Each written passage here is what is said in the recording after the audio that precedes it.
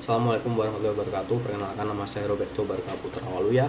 Dan pada kesempatan kali ini saya akan membahas mengenai investasi ke BLU, investasi pemerintah ke BLU.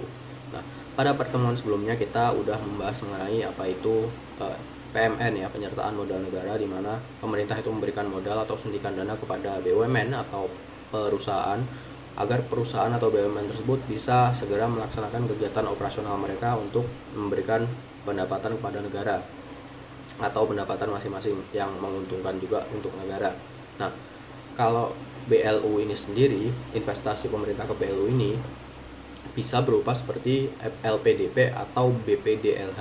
Nah, untuk bagi teman-teman yang belum tahu apa itu BLU, BLU itu adalah badan yang didirikan oleh pemerintah, dalam hal ini misal rekomendasi dari kementerian yang nantinya akan memberikan pelayanan kepada masyarakat itu sendiri.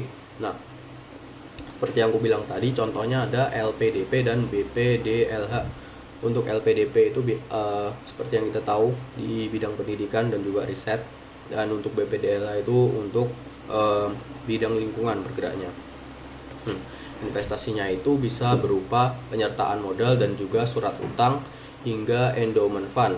Nah, endowment fund itu adalah dana abadi. Nah, bedanya untuk yang endowment fund ini, karena dana abadi pokoknya itu nggak boleh tuh kurang. Jadi dana abadi yang benar-benar disimpan untuk dijadikan endowment fund ini, dana abadi ini, itu dia tidak boleh berkurang pokoknya. Jadi dia hanya boleh diinvestasikan, tapi hasil investasinya itu boleh digunakan untuk mendukung tujuan sosial atau pendidikan atau lingkungan.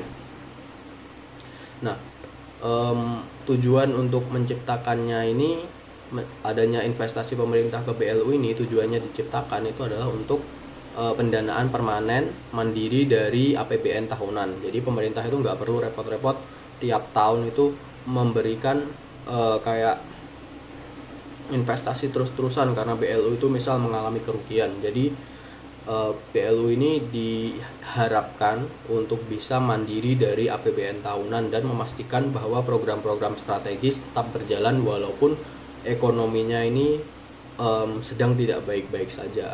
Contohnya LPDP tadi untuk beasiswa dan riset, dan BPDLH untuk restorasi hutan dan pengendalian perubahan iklim.